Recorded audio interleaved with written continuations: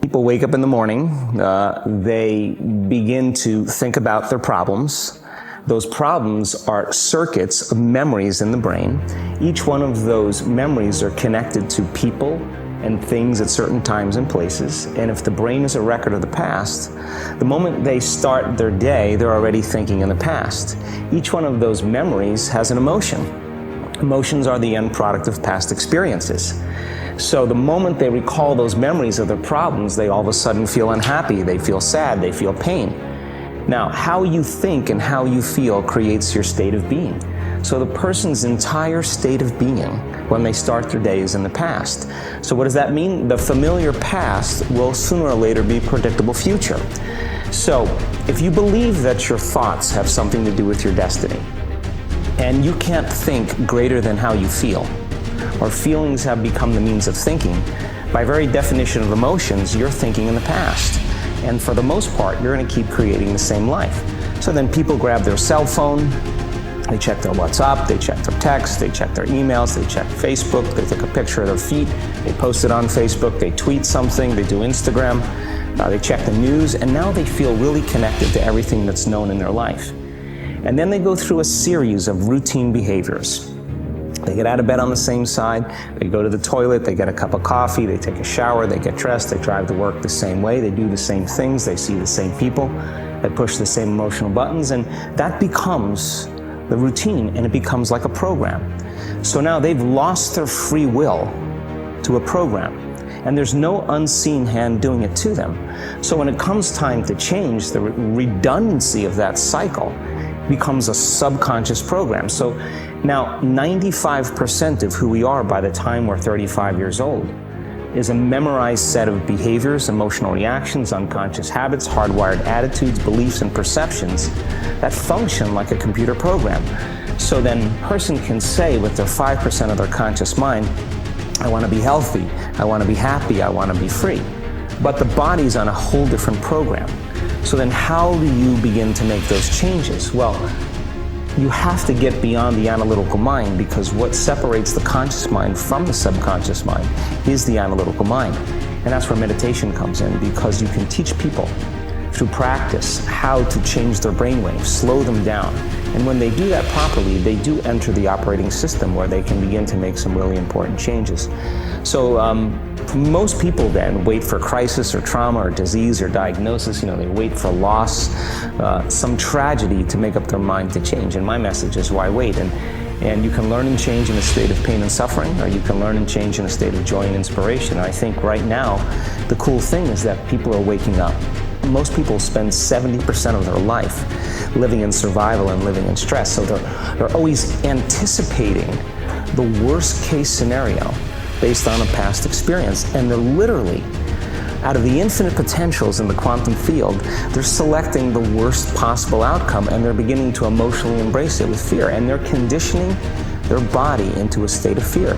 Do that enough times, body has a panic attack without you. You can't even predict it because it's programmed subconsciously. So people become addicted to the rush of those emotions, and they use the problems and conditions in their life to reaffirm their limitation, so at least they can feel something. So now when it comes time to change, you say to the person, why are you this way? Well, every time they recall the event, they're producing the same chemistry in their brain and body as if the event is occurring, firing and wiring the same circuits and sending the same emotional signature to the body. Well, what's the relevance behind that? Well, your body is your unconscious mind. In a sense, if you're sitting down and you start thinking about some future worst case scenario that you're conjuring up in your mind, and you begin to feel the emotion of that event, your body doesn't know the difference between the event that's taking place in your world, outer world, and what you're creating by emotion or thought alone. So most people then, they're constantly reaffirming their emotional states. So when it comes time to give up that emotion, they can say, I really want to do it. But really the body is stronger than the mind because it's been conditioned that way. So the servant now has become the master. And the person all of a sudden, once they step into that unknown, they'd rather feel guilt and suffering because at least they can predict it. Being the unknown is a scary place for most people because the unknown is uncertain. And people say to me, well, I can't predict my future. I'm in the unknown, and I always say the best way to predict your future is to create it. Not from the known, but from the unknown. What thoughts do you want to fire and wire in your brain? What behaviors do you want to demonstrate in one day? The act of rehearsing them mentally, closing your eyes, and rehearsing the action. They're rehearsing the reaction of what you want, or the action? The action of what you want. By closing your eyes and mentally rehearsing some action.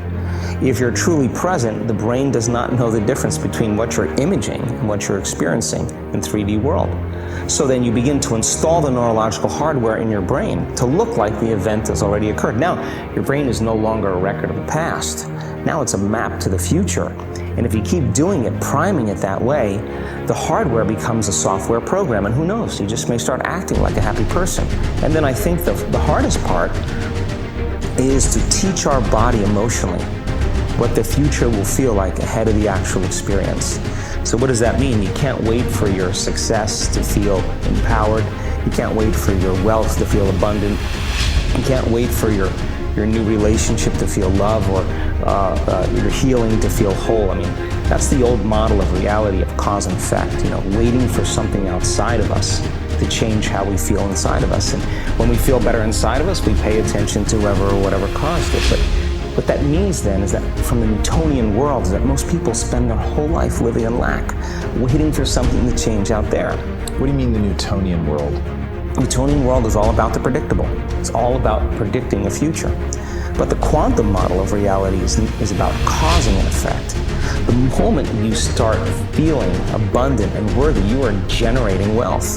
The moment you're empowered and feel it, you're beginning to step towards your success.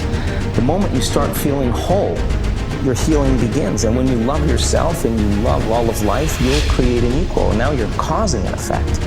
And I think that's the difference between living as a victim in your world, saying, I am this way because of this person or that thing or this experience. They made me think and feel this way. When you switch that around, you become a creator of your world, and you start saying, my thinking and my feeling is changing an outcome in my life. And now that's a whole different game, and you start believing more that we're creators of reality. And most people, when they have a thought, they just think that that's the truth. And I think one of my greatest realizations in my own journey was, just because you have a thought doesn't necessarily mean it's true. So if you think 60 to 70,000 thoughts in one day, and we do, and 90% of those thoughts are the same thoughts as the day before, and you believe that your thoughts have something to do with your destiny, your life's not going to change very much, because the same thought leads to the same choice leads to the same behavior creates the same experience, and the same experience produces the same emotion. And so then the act of becoming conscious of this process to begin to become more aware of how you think, how you act, and how you feel. It's called metacognition. And so then, why is that important? Because the more conscious you become of those unconscious states of mind and body, the less likely you're going to go unconscious during the day. And that thought is not going to slip by your awareness unchecked, because it means to know thyself. The word meditation means to become familiar with. So as you become familiar with the thoughts, the behaviors, and the emotions of the old self, you're retiring that old self. As you fire and wire new thoughts and condition the body into a new emotional state, if you do that enough times, it'll begin to become familiar to you. So it's so important, just like a garden. If you're planting a garden, you got to get rid of the weeds. You got to take the plants from the past year and you got to pull them out. The rocks that sift to the top that are like our emotional blocks, they have to be removed. The soil has to be tenderized and broken down. We have to make room to plant a new garden. So primarily, we learn the most about ourselves and others when we're uncomfortable. Because the moment you move into that uncomfortable state, normally a program jumps in. When that program jumps in, it's because the person doesn't want to be in the present moment and engage it consciously. If you're not being defined by a vision of the future, then you're left with the old memories of the past, and you will be predictable in your life. And if you wake up in the morning and you're not being defined by a vision of the future, as you see the same people and you go to the same places and you do the exact same thing at the exact same time, It's no longer that your personality is creating your personal reality. Now your personal reality is affecting or creating your personality. Your environment is really controlling how you think and feel unconsciously, because every person, everything, every place, every experience has a neurological network in your brain. Every experience that you have with every person produces an emotion. So some people will use their boss to reaffirm their addiction to judgment. They'll use their enemy to reaffirm their addiction to hatred. They'll use their friends to reaffirm their addiction to suffering. So now they need the outer world to feel something. So to change then is to be greater than your environment, to be greater than the conditions in your world. And the environment is that seductive. So then, why is meditation the tool? Well, let's sit down, let's close our eyes. Let's disconnect from your outer environment. So if you're seeing less things, there's less stimulation going to your brain. If you're playing soft music or you have earplugs in, less sensory information coming to your brain, so you're disconnecting from your environment. If you can sit your body down and tell it to stay like an animal, stay right here. I'm going to feed you when we're done. You can get up and check your emails, you can do all your texts, but right now, you're going to sit there and obey me. So then, when you do that properly, and you're not eating anything or smelling anything or tasting anything, you're not up experiencing and feeling anything, you would have to agree with me that you're being defined by a thought, right? So when the body wants to go back to its emotional past, and you become aware that your attention is on that emotion, and where you place your attention is where you place your energy, you're siphoning your energy out of the present moment into the past, and you become aware of that. And you settle your body back down in the present moment, because it's saying, well, it's 8 o'clock. You normally get upset because you're in traffic around this time. And here you are sitting, and we're used to feeling anger, and you're off schedule. Oh, it's 11 o'clock, and you usually check your emails and judge everybody. Well, the body's looking for that predictable chemical state. Every time you become aware that you're doing that, and your body is craving those emotions, and you settle it back down into the present moment, you're telling the body, it's no longer the mind, that you're the mind, and now your will is getting greater than the program. And if you keep doing this over and over again, over and over again, over and over again, just like training a stallion or a dog, it's just going to say, I'm going to sit. And the moment that happens, and the body's no longer the mind, when it finally surrenders, there's a liberation of energy. We go from particle to wave, from matter to energy, and we free ourselves from the chains of those emotions that keep us in the familiar past. And we've seen this thousands of times. In fact, we can actually predict it now on a brain scan.